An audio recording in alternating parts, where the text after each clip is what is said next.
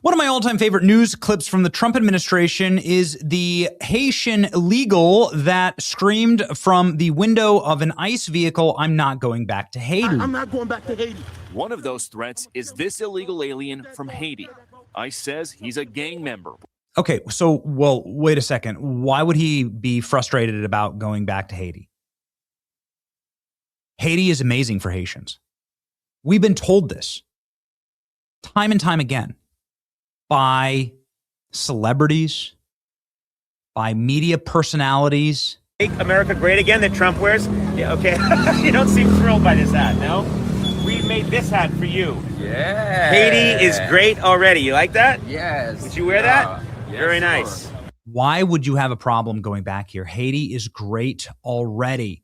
In fact, why doesn't Conan O'Brien move to Haiti? Why doesn't any of these, look at Bill Maher, Susan Sarandon, every libtard in the world said that Haiti was like the greatest country on earth. So like, what is the problem with deporting people back to paradise?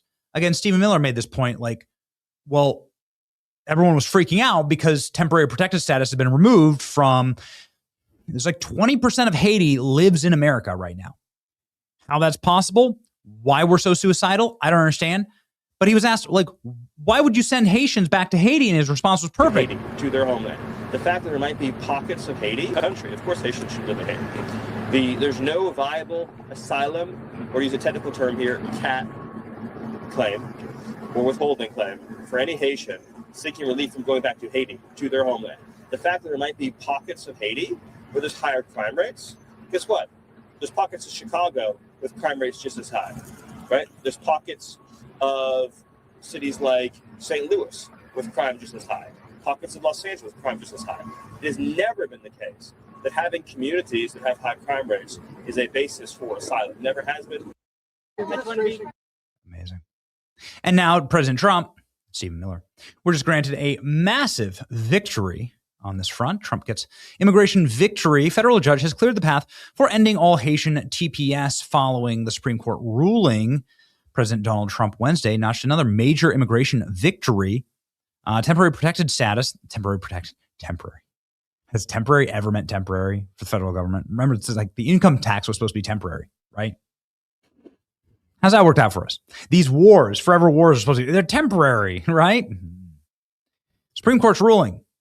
The ruling marks a culmination of a years-long battle over the Biden administration's expansion of Haiti's temporary protected status designation to deliver significant migration victory for Trump, who'd repeatedly campaigned to end Biden's immigration policies and send Haitians back. And we're going to talk about exactly why that's critical for Western civilization, and more than anything, why Haitians should not want to be in Western civilization. Obviously, they've mass slaughtered every white they could get their hands on in order for their independence. They should have to live in that independence that they created.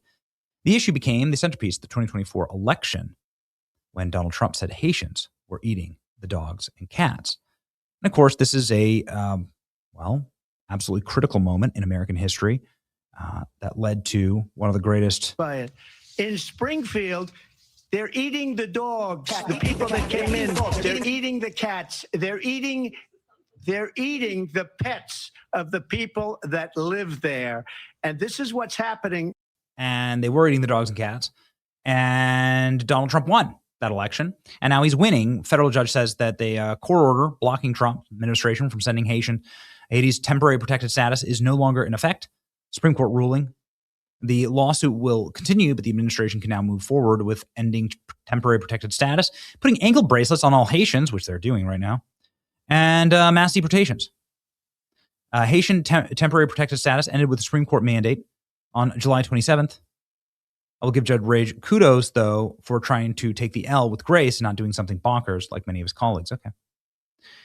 Secretary Mullen on Haitians terminated TPS. We're going after them right now. The individuals can either self-deport, we'll arrest you, and we'll send you back. That has been litigated. The courts spoke very clearly. We knew that we were going to win this because in its name itself, it says temporary protective status. The president has the right to start it. He also has a right to end it. The president ended it, which was the right call. So these individuals can either self-deport or we will arrest you and send you back. Are they going to do that? Haitians fitted with GPS ankle monitors as ICE begins crackdown. Oh, no. Oh, my.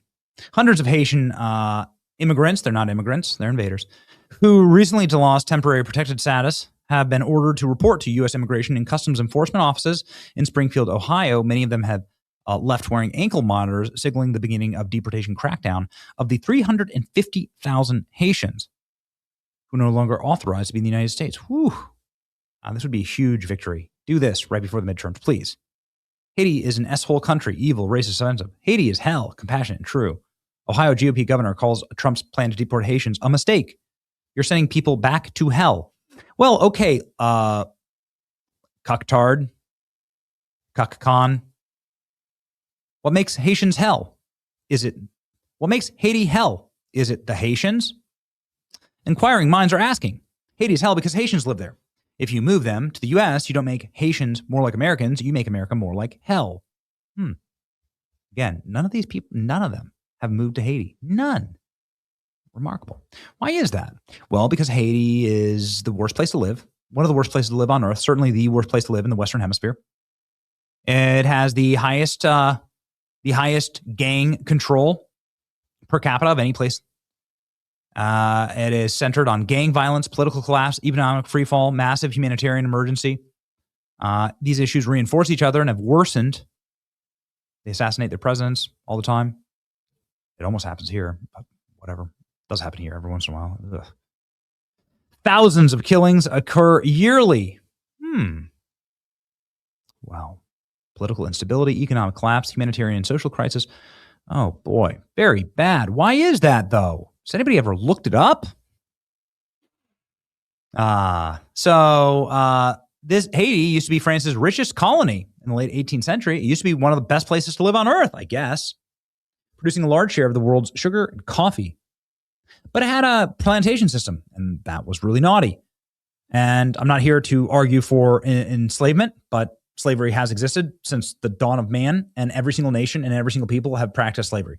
Muslims still practice slavery to this very day. Okay. So this isn't some type of unique sin to Europe or to Napoleon or the French who were running Haiti or to the West.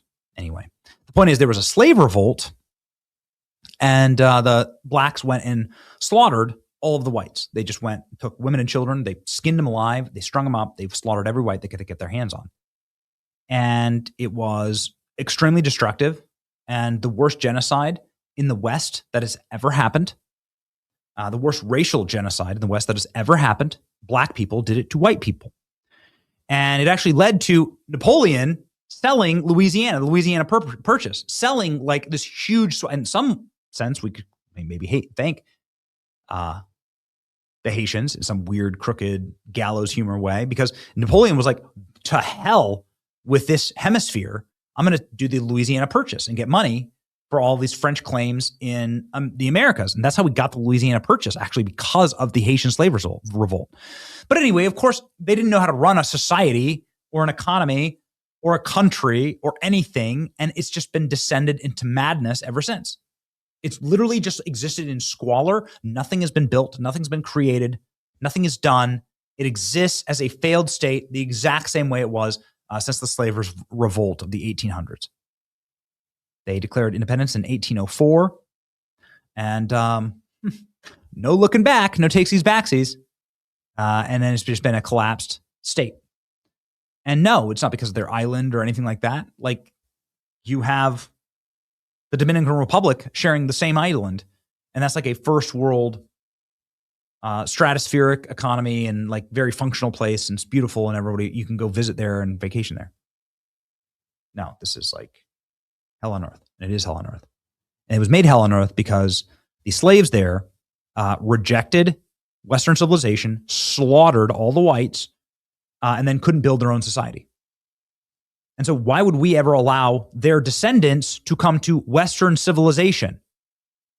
Like, they are the descendants of the people who killed all the whites to collapse their society and then built absolutely nothing and live in huts now to this very day. I know it because I've been to Haiti and I've seen it.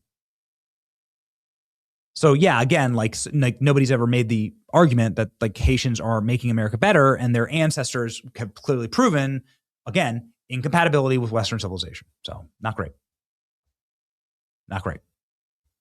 Send them home. Remember, Haiti is great already. It's your boy Benny. Like, share, and subscribe. Let me know in the comment section what you think.